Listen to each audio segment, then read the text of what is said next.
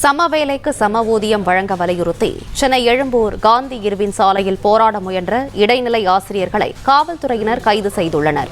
இதுகுறித்த விவரங்களை செய்தியாளர் பாண்டியராஜன் வழங்க கேட்கலாம். பாண்டியராஜன், வணக்கம். விவரங்களை சொல்லுங்க.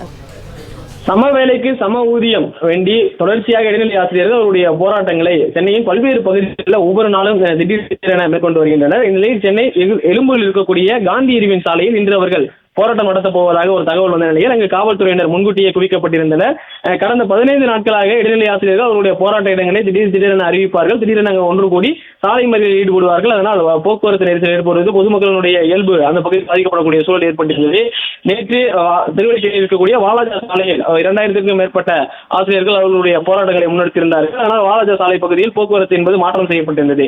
இந்நிலையில் இன்று காலை எழும்பூர் ரயில்வே ஸ்டேஷன் மற்றும் அந்த பகுதியில் ஆசிரியர்களுடைய போராட்டம் நடைபெற இருப்பதாக தகவல் வெளியான நிலையில் ஆசிரியர்கள் குழுவாக சிறு குழுக்களாக அந்த காந்தியடிகளின் சாலைக்கு வரும் பொழுது கைது செய்யப்பட்டிருக்கிறார்கள். இன்று காலை 9:30 மணியிலிருந்து அவர்கள் தொடர்ச்சியாக கைது செய்யப்பட்டிருக்கிறார்கள். காந்தியடிகளின் சாலைக்கு வந்த கிட்டத்தட்ட ஒரு 200க்கும் மேற்பட்ட இடைநிலை ஆசிரியர்களை காவல்துறையினர் போராட்டத்தை தொடங்குவதற்கு முன்பாகவே கைது செய்யக்கூடிய நடவடிக்கையில் ஈடுபட்டிருக்கிறார்கள். தொடர்ச்சியாக 16வது நாளிலும் இடைநிலை ஆசிரியர்கள் அவருடைய சம வேலைக்கு சம ஊதியம் வேண்டும் என்ற கோரிக்கையை வலியுறுத்தி அவர்கள் போராட்டம் முயற்சி செய்யும் பொழுதே காவல்துறையினர் அவர்களை கைது செய்திருக்கின்றனர்.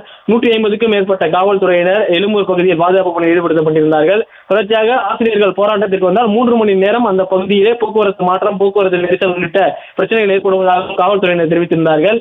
இந்நிலையில் இன்று இடைநிலை ஆசிரியர்கள் அனுமதி பெறாமல் போராட்டத்திற்காக ஒன்று கூடியதன் காரணமாக கைது செய்யப்பட்டிருக்கிறார்கள். கடந்த 15 நாட்களாகவே காவல்துறையிடம் அனுமதி திடீரென ஒன்று கூடி அவர்களுடைய ஆர்ப்பாட்டங்களை முன்னெடுத்திருந்தார்கள். சாலையில் பேரணியாக செல்வது, திடீரென சாலையில் அமர்வது என ஆசிரியர்கள் அவர்களுடைய அந்த கோரிக்கையை வலியுறுத்தி போராட்டத்தில் ஈடுபட்டிருந்த நிலையில் இன்று அவர்களுடைய போராட்டத்தை தொடங்குவதற்கு முன்பாகவே போராட்ட களத்திற்கு அவர்கள் அறிவித்துவிட்டு அங்கு வருவதற்கு முன்பாகவே தற்போது கைது செய்யப்பட்டிருக்கக்கூடிய அந்த காட்சிகளை நாம் பார்த்துக் கொண்டிருக்கிறோம். விவரங்களுக்கு நன்றி பாண்டியராஜன்.